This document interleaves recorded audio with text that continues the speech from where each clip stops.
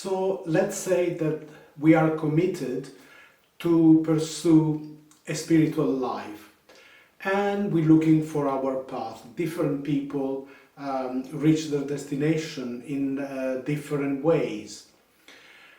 But there is something which we should be careful to never forget, which is not just about with what you have faith in. It is not just about the spiritual practices that you do and that you pursue. It is not just about your meditation and your reading and your discourses and you're going to classes and learning things. Of course, all of that is very important. But if you are really sincere in the path, what is also very important to a certain extent is how you work, how you lead your life. And I am not talking about some kind of holiness, I never do this, I never do that, and so forth in traditional religious terms, based on guilt and fear and so forth. But I'm talking here of a kind of integrity based on sensitivity, on the love that you have within you, and of a certain integrity. So let us say I work very much in a medical related field. I've done other things, but that was my main job, my main work. I was an osteopath, I was doing herbal medicine and Chinese medicine. Now, as a practitioner, you can approach your work in different ways. One is you're quite quick. You're mostly interested in making money fast, so you charge a lot for your herbs, you make big claims. Sometimes even you go as far as choosing herbs that are a bit of low quality, or keeping herbs that you should have changed because they are growing old and losing their power. It also means sometimes we're not very careful about disinfecting and keeping the clinic in really tip-top shape so that people don't catch something there, in particular if you're using needles. And most importantly is also about having a certain empathy. So because if we have this attitude of making money quickly, getting rid of people, not bothering so much about their well-being, but being focused on the gain at no matter what price. Now, and we think that then we go home, we light a candle, we do some meditation, we somehow think of the universe and everything is going to be all right. But if we are after that oneness, where I am in all things and all things are in me, and we follow the eternal law which comes from oneness, don't do unto others what you don't want others to do unto you, and do unto others what you would like others to do to you. So we would like people to be caring, to be loving to us, to really do the best for us, and so we should. So it means, so if you are a therapist, to be hygienic, and it means that you care a little bit, okay, you don't get too involved, of course, because otherwise it will weigh too much on you, but you really care to make their pain better, the discomfort better. We want to alleviate what is causing them distress. So you have to think, what is it that I'm doing here? Who is my master? You see, that's very important. So, because we all need to make some money. We need to contribute, we need to pay some taxes, we need to give, and we need to receive. So, but who is my master? So, if my master is gain at whichever cost, and I don't care about people, then we cannot sit in front of the altar and say, oh Lord, here I come, because you're not going to go anywhere. But if on the other hand, you keep on reading, you keep on studying, you keep on finding ways to make people feel good, to alleviate their suffering, and there is a certain empathy in you, so there is a certain oneness, then that will really help you on your spiritual path. And then what you need, some money, some well-being, will come to you.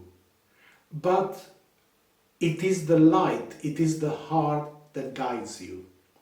And that is for all kind of domains in life.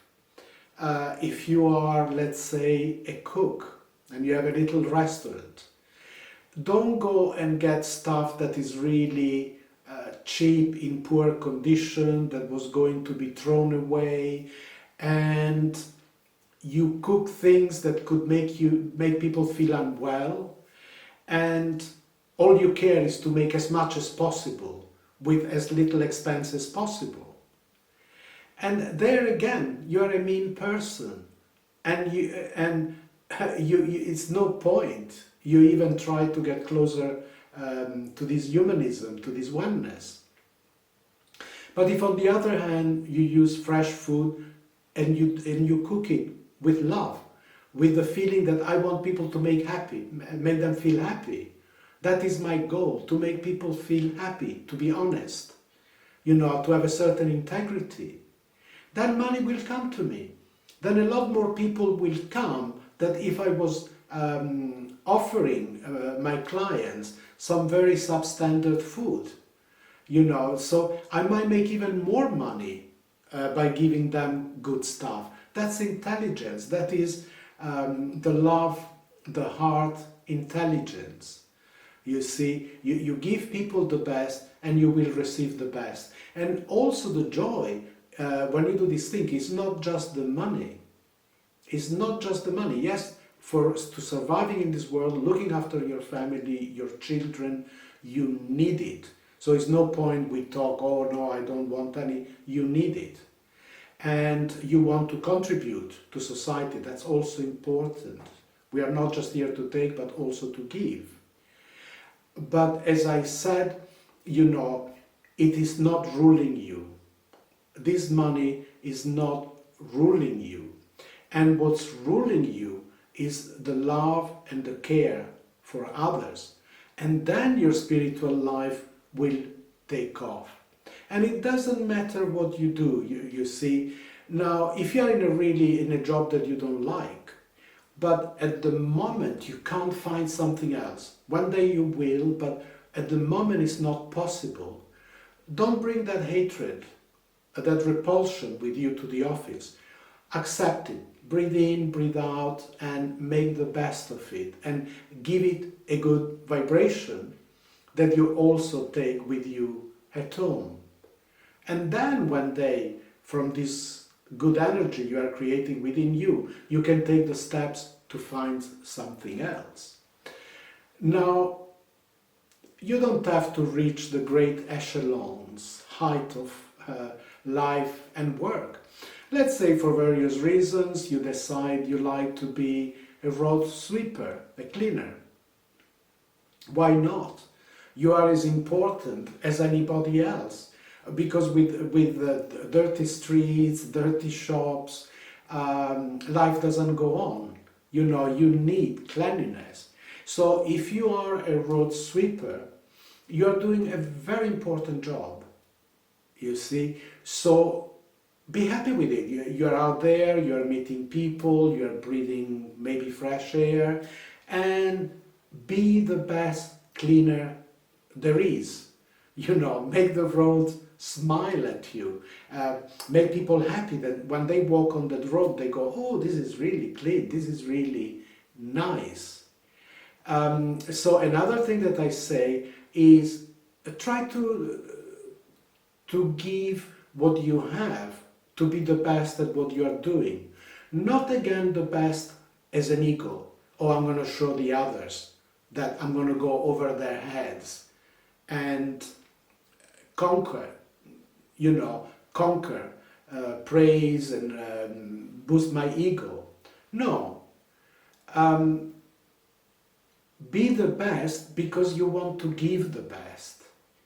And the appreciation and love that you receive from it, it is the greatest earnings that you can have. So what I'm saying is, seek ye the kingdom of heaven, and then all other things will be added onto you. So it is important that you lead a life with this kind of attitude, with this kind of giving something good to people from your heart, no matter what you are doing, no matter. You see, to the universe is all the same. The universe doesn't look to a bank manager in a better light than it looks to a sweeper. Far from it. The universe is looking at your heart, to your attitude and your energy. So, attune your life to your spiritual path and you'll proceed much faster. I want to finish, that I've had to learn my lessons in life. I remember when I was in my 40s, I got very, very, very busy. I was like one patient after another and so forth. And after a while, a sort of negativity started taking over me. Oh no, I am all day, locked inside here, looking people who are unwell. And I started to become a bit more closed in and more resented and so forth. And I remember once a friend telling me, when I spoke with her and I shared my feelings, she said, look, you have to come from a good space. At the moment now, you're getting into a bad space. And I didn't get it at the time. I didn't get it very well. And it's only later on, I was in the East again for quite some time, and I had a whole series of infections, came home, and I was ill for quite some time, particularly because they couldn't diagnose what it is, so we couldn't find out how to treat it and what it was. But with various herbs and nutrition, I improved it. And so I was in a rather difficult situation. I was in quite a lot of pain, in quite a lot of discomfort. And then, life, the divine, the cosmos, taught me, spoke to me, Because to me the teaching that comes from the divine is not a voice, blah, blah, blah, blah, blah, on my ear, but it is life that talks to you if you are receptive to it.